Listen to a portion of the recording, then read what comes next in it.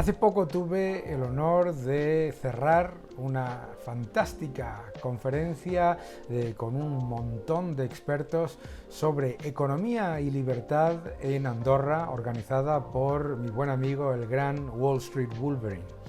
Así que os voy a dejar un vídeo que creo que es muy interesante con mi intervención. Espero que os guste. Preparaos un café, escuchadlo porque es un poco largo, pero creo que os va a gustar. Así que disfrutadlo. Un fuerte abrazo.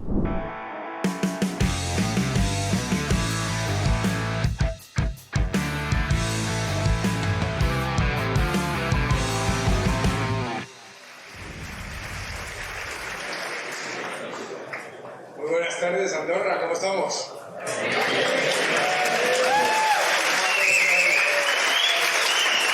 Un saludo cordial en particular a los que estáis aquí en los asientos baratos, y a todos los que habéis tenido la paciencia de venir a escucharme, porque claro, yo he llegado y he escuchado que la edad es solamente un número, el mío ya parece una tarjeta de crédito. Claro, y dice primero los jóvenes, luego los economistas y luego yo, esto no queda bien, ¿no? Estamos ya con la edad, así que os ruego un poco de paciencia. Y me gustaría empezar por haceros una pregunta. A mano alzada, ¿quiénes de vosotros piensan que en los próximos 2 años va a haber una crisis? Crisis, no recesión, crisis. A ver, que lo vea yo. Estamos diciendo bastantes, ¿no? Como un 30%. ¿Quién de vosotros piensa que va a haber solamente una recesión técnica, ¿no? Muchos menos. El resto asumo que piensan que va a haber un fiestón aquí. Claro, esto es la juventud, muy bien. Bueno, normal, ¿no? Es normal. Normalmente, en economía, lo que hacemos es que cuando hacemos el análisis económico, todos cometemos normalmente 3 errores, ¿no? El primero se llama presentismo, que es ver que lo que está pasando ahora y pensar, oh Dios mío, esto es lo más importante que ha pasado nunca, ¿no? Yo escuché al presidente del gobierno hace poco decir que habíamos pasado la peor crisis de la historia. Hombre, ¿verdad? Presentismo, ¿no? El segundo error es la nostalgia, sobre todo uno que ya tiene una edad. En mi época sí que se vivía bien, en mi época mentira, Mother Talkings, Condon Valley, ¿vale? Y el tercero es la distopia. Ha aparecido mucho en esta conferencia, la distopia, vamos a morir todos. Nos vamos a quedar sin trabajo, los bancos centrales nos van a matar, los gobiernos también, los Rolling Stones no se separan ni aunque se den de manera, ¿no? En 1971 pasaron 2 cosas muy importantes en el mundo, ¿vale? Uno, Estados Unidos abandonó unilateralmente el patrón oro, ¿no? 2, los Rolling Stones publicaron Sticky Fingers, ¿vale? 2 eventos milenarios, como diría Leire Pagin. Ahora, ¿qué pasó a partir del año 1971? Uno, que los gobiernos, bancos centrales, las entidades internacionales nos han estado intentando convencer que en economía 2 más 2 suman 22, ¿vale? Especialmente para los gobiernos. Ya habréis escuchado, incluso existe un blog que se llama Nada es gratis, excepto para el gobierno. Segundo, escucharéis constantemente, esta vez es diferente. Esta vez es diferente y, por lo tanto, si las cosas no están saliendo como creemos que deberían salir, obviamente es que los bancos centrales no están llevando a cabo su labor como deberían, los gobiernos no lo están haciendo bien y la culpa, como decía Alex, es del chivo expiatorio, ¿no? Bien, pues ocurren varias cosas, ¿no? Esta vez es diferente, es muy importante en esos 2 eventos milenarios, ¿de acuerdo? Porque desde 1971, 2 más 2 nos suma 22 en economía y el próximo disco de los Rolling Stones no va a ser mejor que Sticky Fingers. Ahora, La realidad del mundo es que no podemos esperar que pase algo que nunca ha pasado. La historia del dinero siempre ha sido la misma.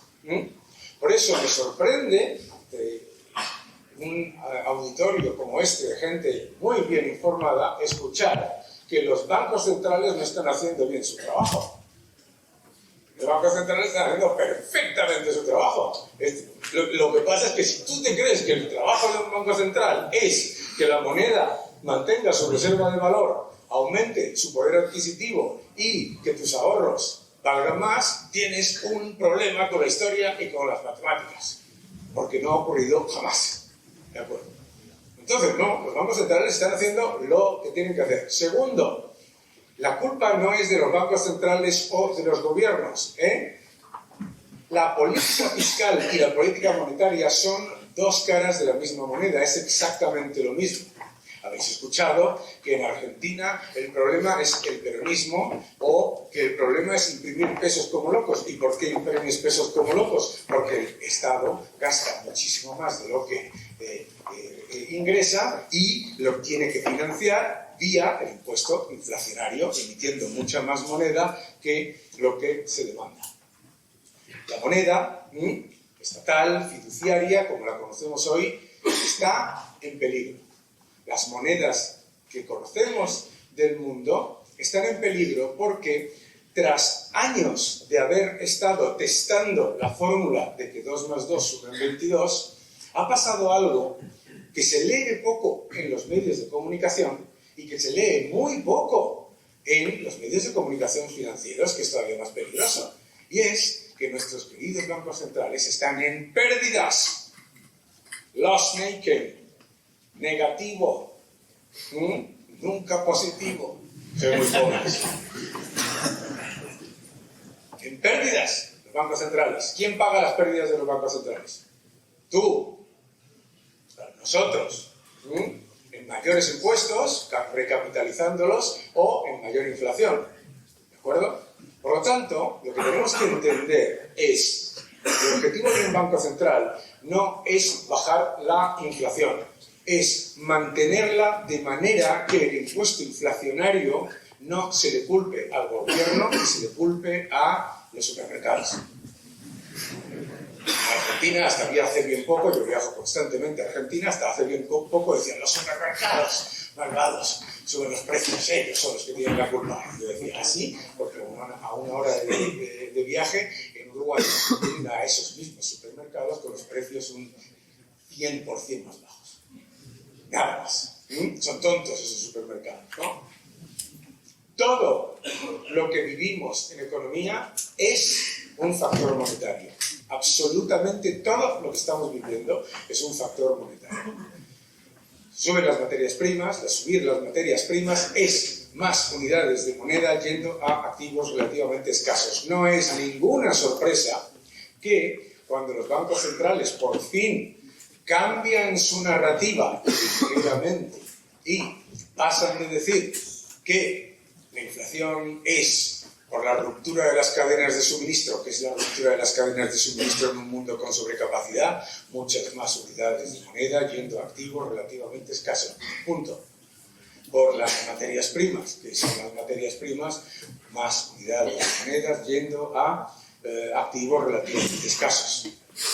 ¿Y qué es lo que pasó en mayo del año 2022 con las materias primas subiendo todas al unísono?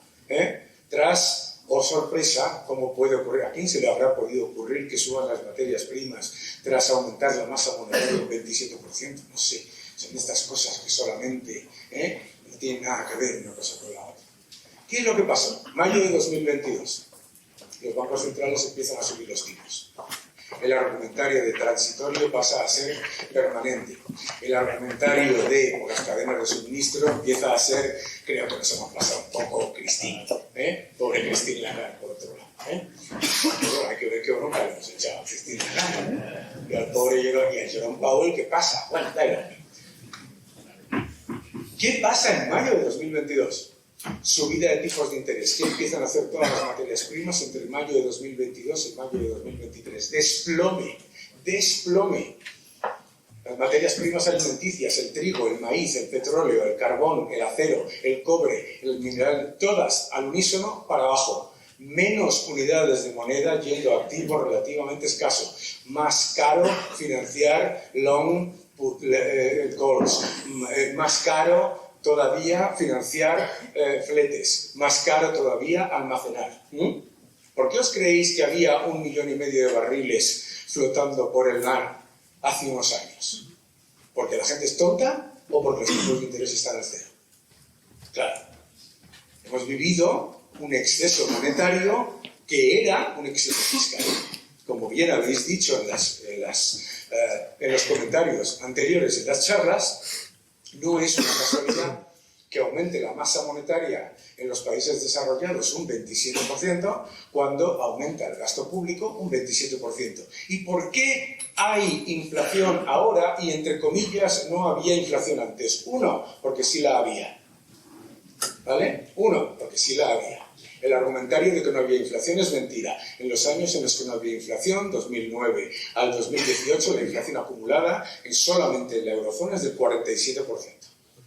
Dos, porque el dinero crea inflación donde va, no donde tú quieres que vaya, que es distinto. ¿Y qué es lo que pasa?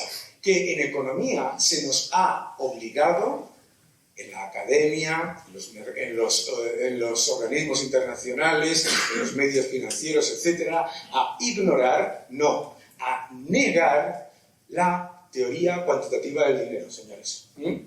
Que es más cantidad de dinero multiplicada por la velocidad del dinero igual a la producción de la economía por el nivel de precios. Sube la cantidad de dinero, pero baja la velocidad del dinero, lo comentaba antes Alex, creo que era, un colapso de la inversión productiva porque había sobrecapacidad, ¿de acuerdo? Entonces, obviamente, no se genera inflación, la que los bancos centrales esperan en precios. ¿Dónde se genera la inflación? Alegría. En activos financieros, claro. Se genera una gigantesca inflación en activos financieros. 17 billones de dólares de bonos con rentabilidad negativa. Eso es inflación. Rentabilidad negativa, precio altísimo. Precios de las casas subiendo por las nubes en época de tipos negativos. Criptomonedas, tecnológicas, activos de larga duración, más cantidad de dinero yendo a activos relativamente escasos. Y cuanto mayor duración, obviamente, mayor subida, es decir, mayor pérdida del poder adquisitivo del dinero. ¿De acuerdo? Bien. Entonces, ¿qué es lo que no podemos esperar?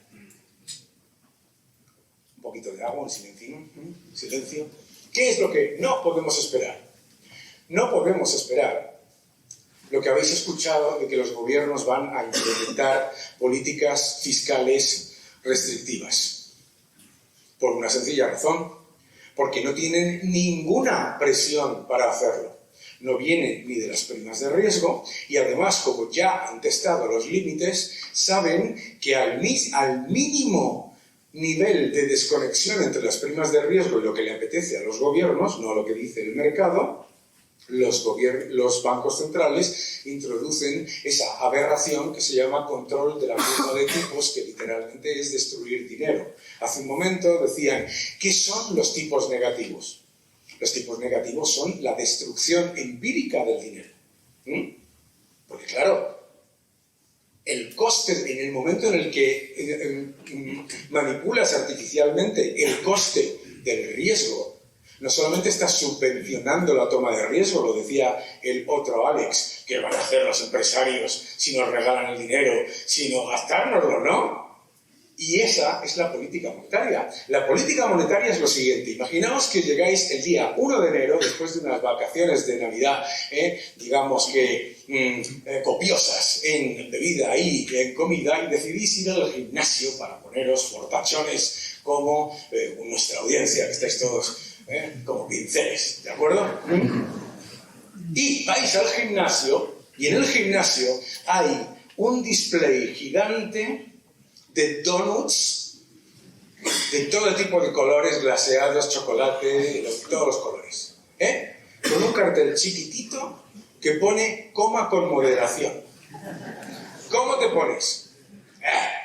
¿Cómo te pones? Claro, dice, bueno, ya volveré mañana.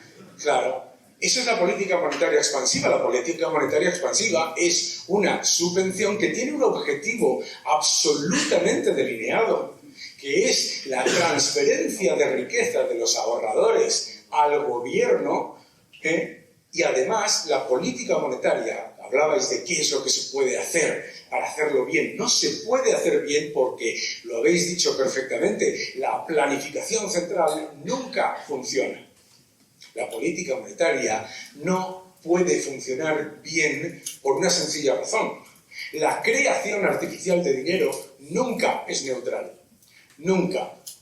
¿Qué es lo que te intenta convencer el compañero de parlamento de Rubén, un comunista, ¿no? Que decía que era un comunista, como ha dicho, comunista honesto. Un oxímoron en mi pueblo, pero bueno. ¿Vale? Pero...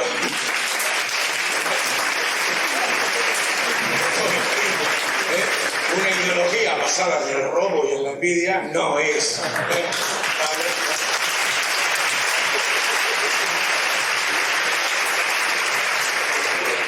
Ya veo por dónde hay que ir. Claro. ¿Qué es lo que está intentando el poder político hacer todo el tiempo? Que 2 más 2 sumen 22. Yo fui al Congreso de los Diputados a dar una charla a los diputados con Ramón Tamames, con Manolo Conte y con un miembro, una persona muy preparada del Banco Central Europeo. Bien. Y el señor del Banco Central Europeo nos contó que el Banco Central Europeo estaba incorporando en la política monetaria el cambio climático. Durante prácticamente 7 minutos. Y en todos esos 7 minutos yo estaba pensando, ¿qué significa que el Banco Central esté introduciendo en la política monetaria el cambio climático? Significa más inflación durante más tiempo. Y punto. Y punto. Porque claro, si tú desde el Banco Central Europeo o desde la Reserva Federal o desde donde quieras orientas lo que ya es un exceso de dinero hacia unos activos en particular, 1, sube la valoración de esos activos, 2, la infrainversión en aquello que no quieres que la gente invierte hace que también suban los precios. La infrainversión en petróleo y gas también es un factor monetario. ¿De acuerdo?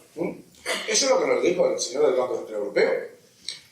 Manolo, que es un tío mainstream, nos dijo que lo que tenía que hacer el Banco Central Europeo era garantizar que los estados jamás se encontrasen con problemas de financiación del déficit, que es más inflación durante más tiempo, porque si el agente económico que pesa entre el 38% y el 58% del PIB en una economía gasta mucho más, aunque tú gastes mucho menos, si yo soy el Estado y vosotros sois los ciudadanos, y yo consumo muchas más unidades monetarias, yo estoy perpetuando la inflación, aunque os meta a vosotros en lo que estamos viviendo, que es una recesión del sector privado del libro. Claro que no tenemos una recesión, lo habéis dicho en el panel económico, lo bueno de ser el último es que copias a los demás.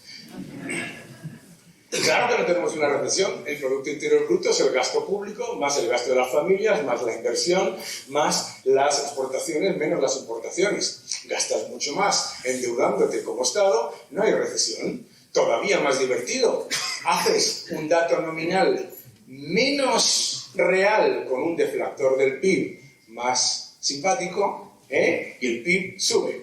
El PIB es, como decía un buen amigo mío, el indicador más nefasto de la economía porque es el único en el que incluyes lo que gastas con lo que cobras. ¿Cuál es el gran problema, por lo tanto? No podemos esperar que haya políticas fiscales contractivas. Ayer estaba yo en la CNBC y me dijeron, el gobierno de Estados Unidos está reduciendo el déficit. Y yo dije, ¿dónde? ¿Qué es lo que me he perdido? ¿Qué ha pasado? No, ha bajado de 3 billones de dólares a 2 billones de dólares. Eso, como decía Pablo, también copiando aquí, no es reducir el déficit. Eso es continuar con un déficit absolutamente monstruoso que en las propias estimaciones del gobierno Biden, con la edad que tiene, 2023-2032 supone 14 billones de dólares de aumento de deuda, ojo, datos de la propia administración, si no hay ninguna recesión y la economía crece en 2,5% todos los años y el desempleo, disculpadme, baja por debajo del 3%. Flipad. ¿Vale? ¿Y qué es lo que pasa? Lo que pasa es que escuchamos que la solución a todo esto es que haya esto pete.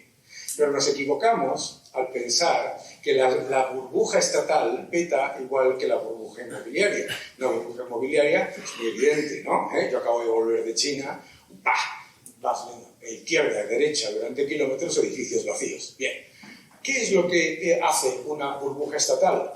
No hace que pete todo. Una burbuja estatal lo que hace es que haga todo. Japón. Lo ha puesto Pablo también. Italia. Es decir, nos vamos a un periodo de estancamiento secular en el que lo peor que puede pasar es, además, que sea estancamiento secular con inflación.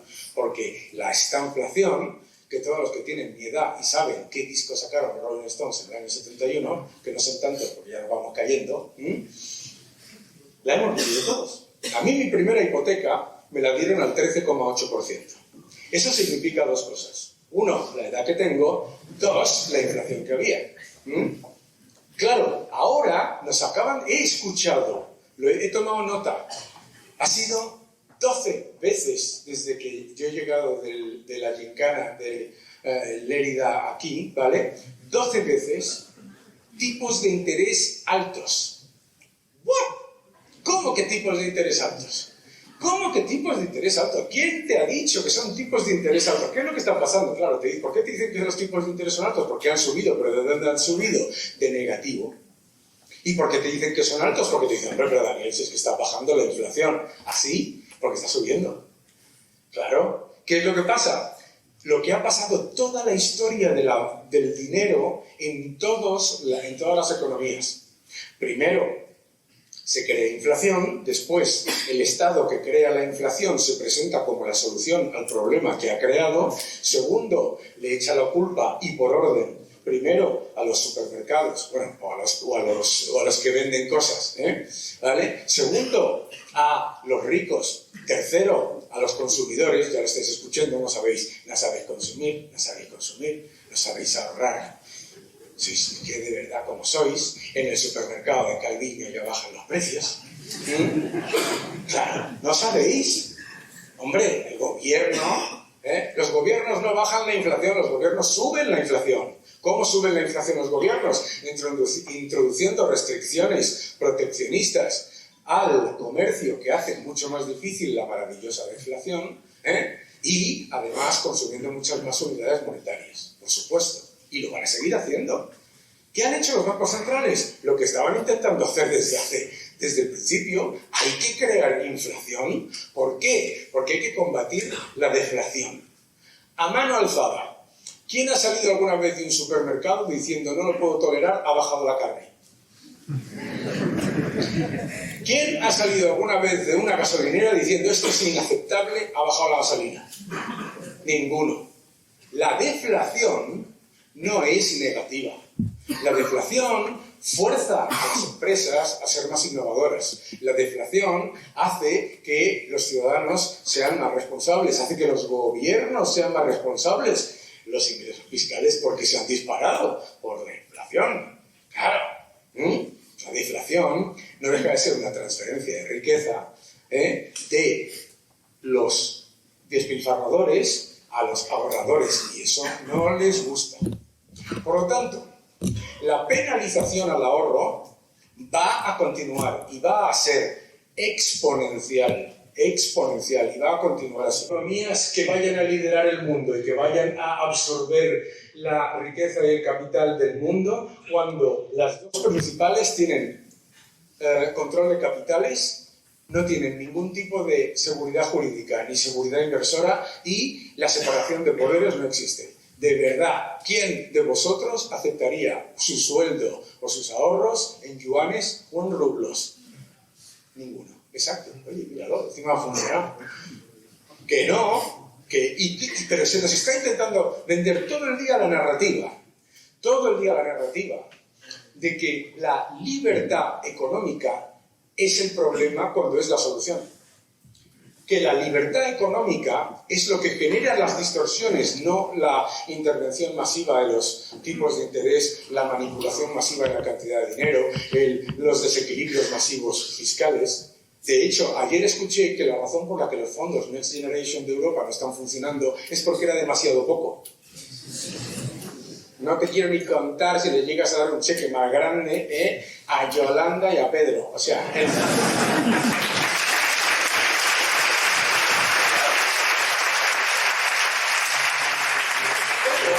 cuando se nos intenta decir que el problema es lo que está liberalizado, el problema es sois vosotros como consumidores, etc. Lo que se está elevando constantemente es el debate a decir que la solución es mucha mayor intervención, ¿no? The return of big government, decía The Economist, ¿cuándo se ha ido el big government? ¿No? Eso te iba a decir, ¿cuándo se ha ido? ¿No? Pues yo no paro de verlo por todos los lados. Entonces, es muy importante darnos cuenta, uno, de que ante la represión financiera y con el resultado de la represión financiera que termina siendo una recesión o una crisis, la respuesta, por eso me preocupa que alguien esté esperando que aquí venga un piñazo, aunque sea de manera intelectual, sé que no lo hace, ¿vale? La respuesta nunca es más liberalización, lo siento, señores. La respuesta es la contraria, mucho mayor represión. O sea, si mañana hay una gran crisis creada por este desastre, no va a solventarse con más liberalismo, con más libertad individual y con más libertad económica, sino con menos, con represión. Seguro, ha ocurrido siempre en la historia. Y de ahí la importancia de la tecnología como el factor clave para liberarnos. No es que haya un avance proteccionista. El avance proteccionista es una respuesta a la realidad de que la tecnología diluye fronteras y diluye el poder de los estados. Y eso es maravilloso. Por lo tanto, no le tengáis miedo a la tecnología, tenedle miedo a los que os dicen que van a regularla. No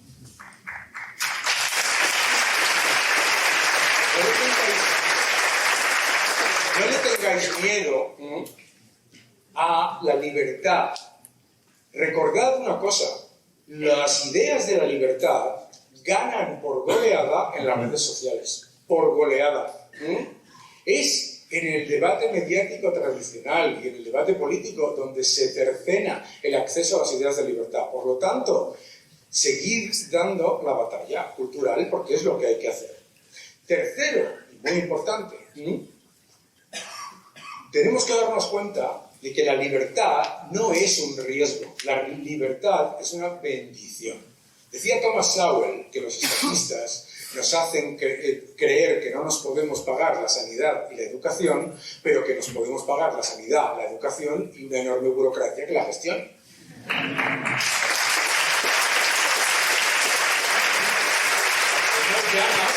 Los gobiernos les han dicho que es que bajar impuestos acaba con la sanidad y la educación y el estado de bienestar, y sin embargo gastar 5.000 millones en asuntos económicos, 4.500 millones en Agenda 2030 y 10.000 millones en transición ecológica cuando ya no hacen falta ningún tipo de ayudas a las renovables, eso no pone en peligro nada. Y 900 millones en presidencia, con alegría. ¿De acuerdo? La libertad no es la ley del salvaje oeste. ¿Sabéis lo que es la ley del salvaje oeste? ¿Sabéis lo que era la ley del salvaje oeste? La ley del salvaje oeste es la imposición de la ley por la fuerza. ¿Y quién tiene el monopolio de la fuerza? El Estado. El Estado no es la solución, el Estado es el problema. ¿De acuerdo? Y tenemos que dar esa batalla y darnos cuenta y repetirle constantemente a la gente que nos dice que eso es falso, decirle, ¿dónde quieres emigrar?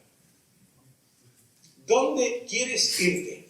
No sé si lo sabéis, yo estaba en Seúl cuando hubo un problema de seguridad y la frontera que hay entre Corea del Norte y Corea del Sur estuvo desatendida durante 2 días.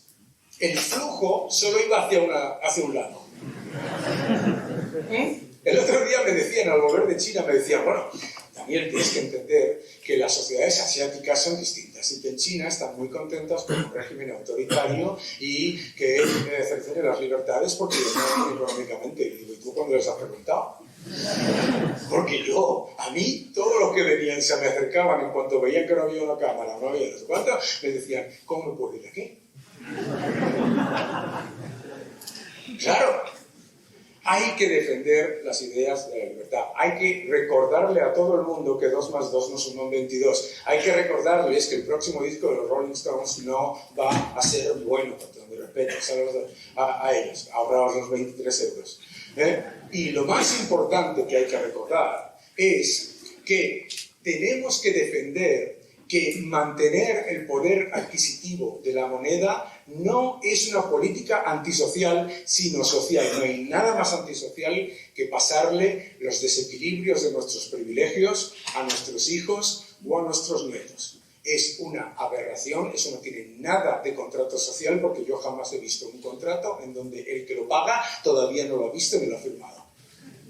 Así que me quedo con todos vosotros y con la ilusión de ver que esto está petado de gente que defiende la libertad.